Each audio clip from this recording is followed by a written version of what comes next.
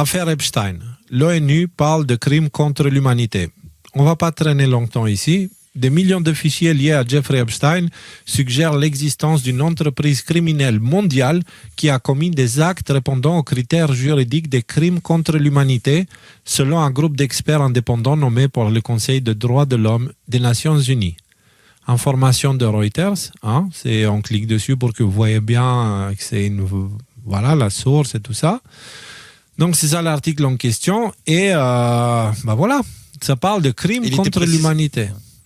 Oui. Il a été précisé, juste parce que, vu qu'on voit souvent dans le texte, le groupe en question, le groupe d'experts indépendants, est-ce qu'ils sont organisés en un groupe ? C'est juste, est-ce qu'il y a des renseignements sur eux ? Non, c'est pour juste le groupe d'experts qui ont été...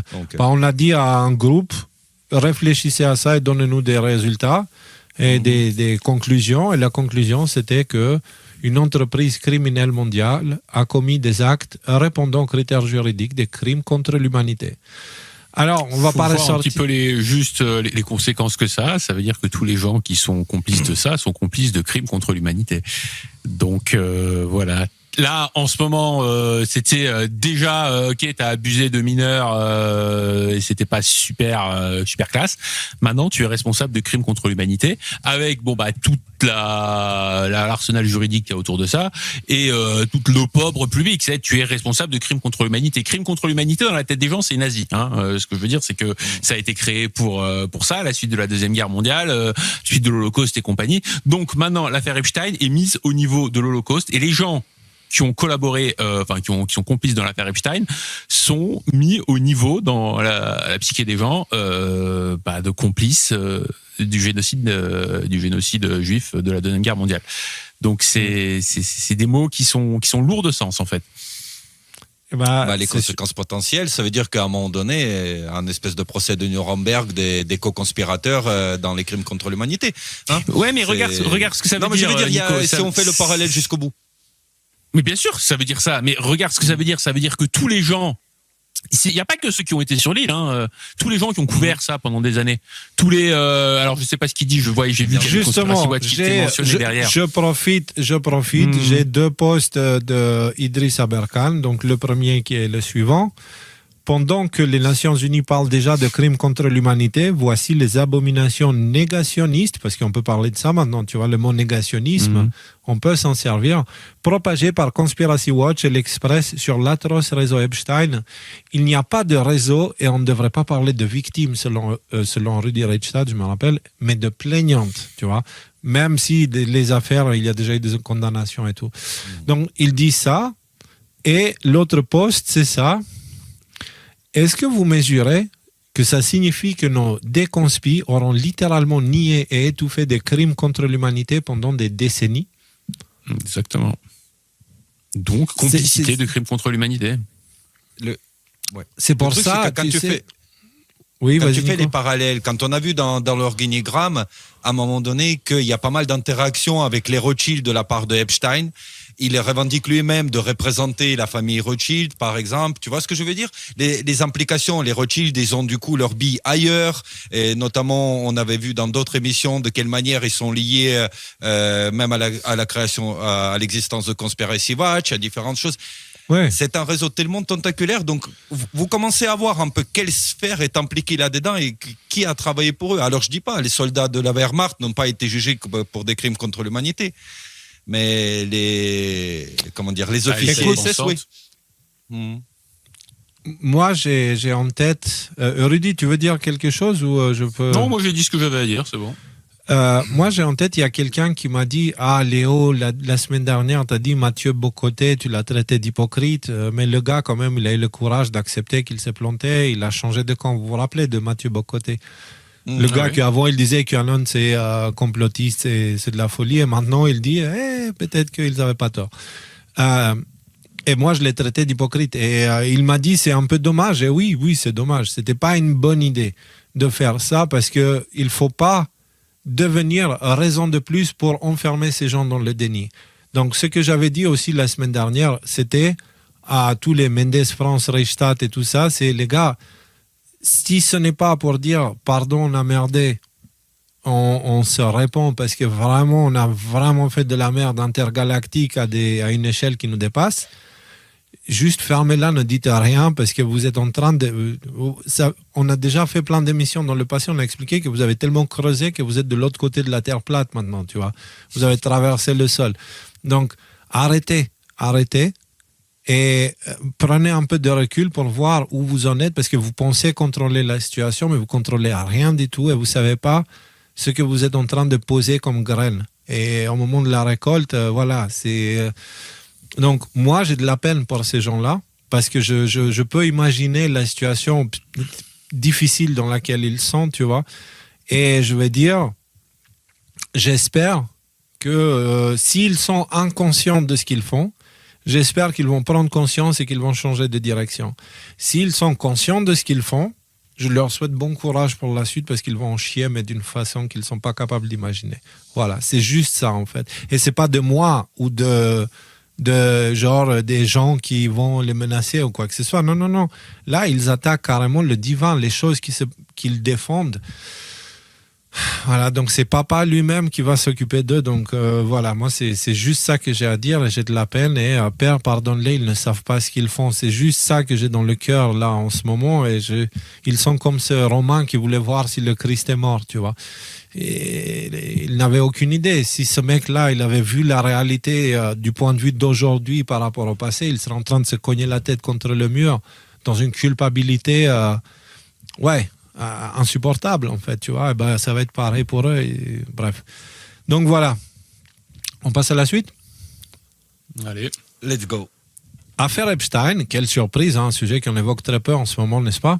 Première arrestation majeure.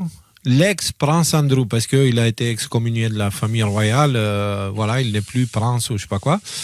Et donc, on apprend que il a été arrêté. Prince Andrew a été arrêté suite d'allégations de faute dans l'exercice de fonctions officielles. Donc, il n'est pas arrêté pour avoir eu des relations avec des mineurs ou des trucs comme ça. Il a été arrêté pour avoir donné des documents qu'il n'était pas censé à Epstein et aux environs, avoir sorti des documents confidentiels du palais royal. Donc c'est pour ça qu'il est arrêté. Il n'y a pas quelque chose qui est évoqué à propos de ce qu'il a fait avec les mineurs et tout, pour l'instant. Oui, mais c'est pas dit que c'est moins grave, tu vois, dans le sens où il va être amené à témoigner quoi, du comment il l'a fait et au profit de qui. Et... Bon, bref, il va devoir répondre à certaines questions.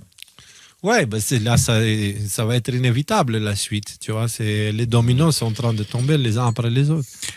Après, faut quand même prendre conscience de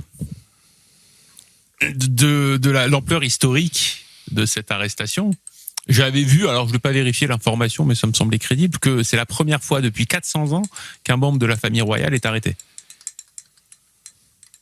400 ans. Ce que je veux dire, c'est que là, on est vraiment dans un contexte qui est historique. C'est-à-dire que là, on parle du frère du roi d'Angleterre qui vient d'être arrêté pour sa participation, son implication dans l'affaire Epstein.